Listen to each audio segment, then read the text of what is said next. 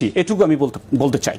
Doctor সাহেব আমিন ফয়সাল, নতুন সরকার family card ও কৃষক কার্ডের মতো সামাজিক সুরক্ষা কর্মসূচির প্রতিশ্রুতি দিয়েছে। 10 মার্চ থেকে ফ্যামিলি কার্ড বিতরণ শুরু করতে যাচ্ছে, কিন্তু এই বিপুল রাজস্ব ঘাটতি প্রতিশ্রুতি বাস্তবায়নের ক্ষেত্রে সরকারকে কি ধরনের চ্যালেঞ্জে ফেলতে পারে বলে আপনি মনে করেন? দেখেন, স্বাভাবিকভাবে আমাদের যে বর্তমানে যে রাজস্ব ঘাটতিটি রয়েছে এবং একই সাথে আমাদের বলবো যে বাজেট ঘাটতি যেটি রয়েছে, তার উপরে আপনার একটি বাণিজ্য ঘাটতি যেটা রয়েছে, এর উপরে আমি আগেই বলেছিলাম যে আমাদের ডেট সার্ভিসিং করতে হয় প্রতি অর্থ বছরে অন্তত পক্ষে 1,60,000 কোটি টাকা এক্সটার্নাল এবং ইন্টারনাল ডোমেস্টিক ডেট সার্ভিসিং আমাদের করতে হচ্ছে, যেটা আমাদের বাংলাদেশি ব্যাংকগুলোকে ঋণ পরিশোধ করতে হচ্ছে। বৈদেশিক এই মাল্টিল্যাটারাল যে লেন্ডার গুলো রয়েছে, ওয়ার্ল্ড ব্যাংক, IMF, ADB ইত্যাদি, তাদেরকে কিন্তু আমাদের এই ঋণটা কিন্তু পরিশোধ করতে হচ্ছে। আমি শেষমেশ আমাদের 8 লক্ষ কোটি টাকার ভিতরে প্রথমে কিন্তু 1,60,000 কোটি টাকা চলে গেল আপনার ঋণ পরিশোধ করার নামে। তার পরবর্তীতে দেখা যাচ্ছে যে আপনার বর্তমান উন্নয়ন প্রকল্প যেটা বললে আমাদের সম্মানিত সমালোচক একটা যুক্তিসঙ্গত একটি কথা উল্লেখ করে বলেছে যে আমাদের আসলে সামাজিক সুরক্ষা বা বেষ্টনীর ভিতরে আমাদের অতীতের সরকার, খালি বর্তমানের সরকার না, আপনার অন্তর্বর্তীকালীন সরকারও কথা বলেছিল, বিগত সরকারও নির্বাচিত সরকাররা কথা বলেছে, বিগত 54-55 বছরে কিন্তু আমরা এই কথাটা বারবার শুনে এসেছি। এখন আমার মূল কথা হচ্ছে, দেখেন আমরা ফ্যামিলি কার্ডের কথাটা কেন আসছে এখন, কারণ বাংলাদেশের মানুষ, বিশেষ করে প্রত্যন্ত অঞ্চলের মানুষ, প্রান্তিক জনগোষ্ঠী, তারা মূল্যস্ফীতির তীব্রতার কারণে তারা নিত্য প্রয়োজনীয় পণ্য ক্রয় করতে পারছে না।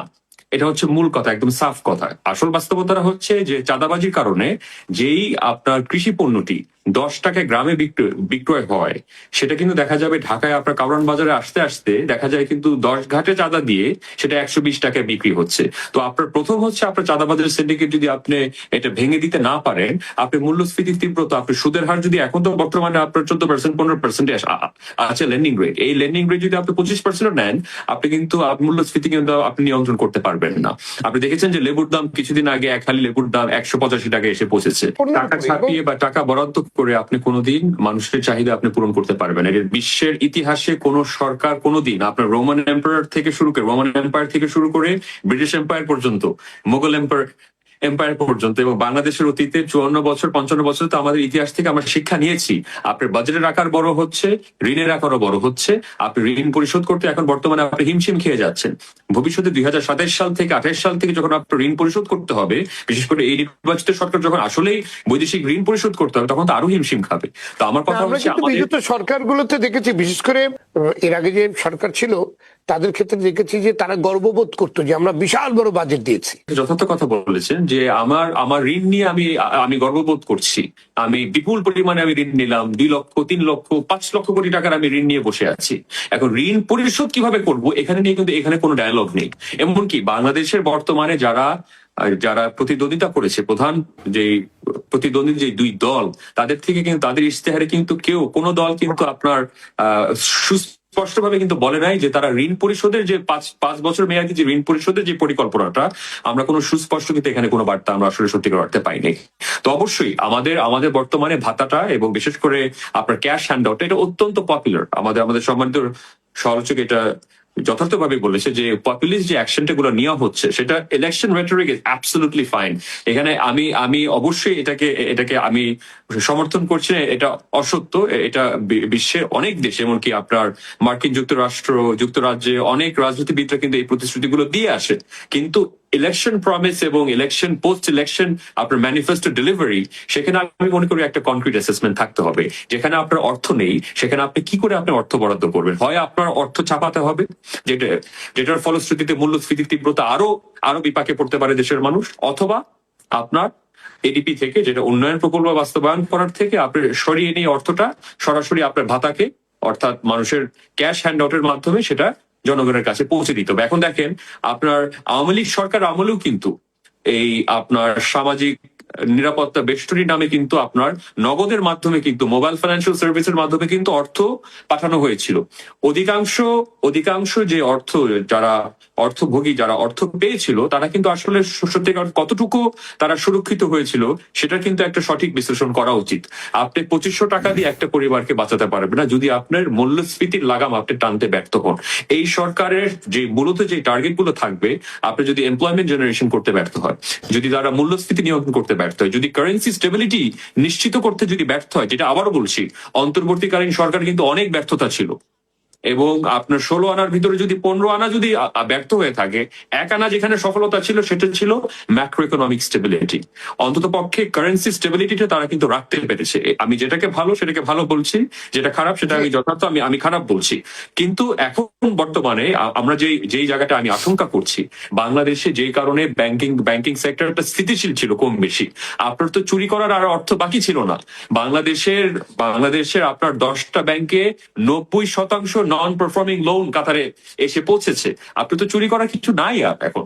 তো বাস্তবতা হচ্ছে, আপনি যদি কেউ যদি সেখান থেকে যদি অর্থ চুরি করতেও চাইতো বা আত্মসাৎ করতে চাইতো, আপনার নতুন করে অর্থ ছাপিয়ে কেন্দ্রীয় ব্যাংকের মাধ্যমে সেখান থেকে অর্থ ছাপিয়ে সেখান থেকে ঋণ নিয়ে আবার অর্থ আত্মসাৎ করতে হতো। তো আমার আশঙ্কাটা রয়েছে যে ভবিষ্যতে এই ধরনের ম্যাল প্র্যাকটিস থেকে কি করে আমরা সরে আসতে পারবো। আর মূল কথা হচ্ছে যে এই যে সামাজিক নিরাপত্তা বেষ্টনীর কথাটা আমরা বারবার বলছি, আমরা বিগত সরকারেও অন্তর্বর্তীকালীন সরকারে যারা অনেক উপদেষ্টারা কিন্তু অনেকবার বলেছিল যে জেলা পর্যায়ে আমাদের বাজেট বরাদ্দ করতে হবে, যদি অর্থের সুষম বন্টন করতে হয়, গুণগত ব্যয় নিশ্চিত করতে হয়, অবশ্যই জেলা পর্যায়ে বাজেট বরাদ্দ করা দরকার। না হলে তৃণমূল পর্যায়ের মানুষ, প্রান্তিক জনগোষ্ঠী এই প্রবৃত্তির সুফল জীবনও পাবে না। আপনি যদি উত্তরবঙ্গে যান, উত্তরবঙ্গে প্রায় 8টি জেলা রয়েছে, সেখানে লক্ষ লক্ষ প্রায় আপনার 3.5-4 কোটি মানুষ বর্তমানে যেই হাহাকারের মধ্যে দিয়ে বর্তমানে দিন পার করছে। আপনি যদি দক্ষিণবঙ্গে আপনি বরিশাল, পিরোজপুর, পটুয়াখালী, এমনকি আমার ফরিদপুর জেলা, বৃহত্তর ফরিদপুরে যে 5টি জেলা রয়েছে, অধিকাংশ মানুষের কোনো সঞ্চয় নেই। সঞ্চয় রয়েছে 50,000 থেকে 1.5 লক্ষ টাকা সঞ্চয়। জি, অর্থাৎ আমাদের যে অর্থনীতিটা আমরা বানিয়েছি, এটা তো absolutely to serve the 0.0001% interest group, অর্থাৎ মাত্র 5 লাখ থেকে 10 লাখ মানুষের জন্য একটি অর্থনীতি আমরা নির্মাণ করেছি বিগত 54 থেকে 55 বছরে। এখন ভাতার যে প্রতিশ্রুতিটা, এটা ফ্যামিলি কার্ড বলতে পারেন, এটা সামাজিক নিরাপত্তা বেষ্টনী বলতে পারেন, যেটাই বলেন, মূল কথা হচ্ছে আমরা ক্যাশ হ্যান্ড আউট দিচ্ছি সরাসরি মানুষের ব্যাংক অ্যাকাউন্টে, যেটা নগদের মাধ্যমে বা আপনার বিকাশের মাধ্যমে সরাসরি পৌঁছে দেওয়া হবে বা অন্য কোনো ব্যাংকিং ট্রান্সফারের মাধ্যমে পৌঁছে দেওয়া হবে। আপনি এখানেও জানেন অতীতের সরকারের মাধ্যমে, আমি কারোর কটাক্ষ করে আমি বলছি না, কিন্তু আমি বলছি যে এখানে একটা ব্যাপক ফ্যালাসি হওয়ার সম্ভাবনা আছে। উন্নয়ন প্রকল্পগুলো রয়েছে সেগুলোর জন্য তো টাকা প্রয়োজন। এখন সত্যিকারের কথা হচ্ছে যে আসলে আমাদের যে মেগা প্রকল্প করার যে সাহস, সেই এখন কিন্তু মেগা প্রকল্প করার কিন্তু আর কোনো সুযোগ নেই। অর্থের ব্যাপক ঘাটতি রয়েছে, আপনার বাজেটে ব্যাপক ঘাটতি রয়েছে, রাজস্ব ঘাটতি রয়েছে, এর উপরে বাণিজ্য ঘাটতি রয়েছে। আপনার রপ্তানি প্রবৃদ্ধির হার ব্যাপকভাবে কমে গিয়েছে। আপনি আমদানি করতে পারছেন না, কারণ আপনার ডলার রিজার্ভ ক্র্যাশ করার একটা সম্ভাবনা ছিল কিছুদিন আগে।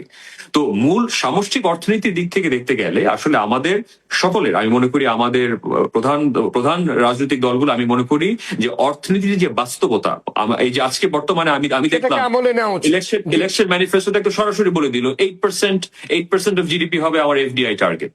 আমরা তো 0.5%, 1% করতেও তো আমরা হিমশিম খেয়ে যাচ্ছি। আমরা $5 বিলিয়ন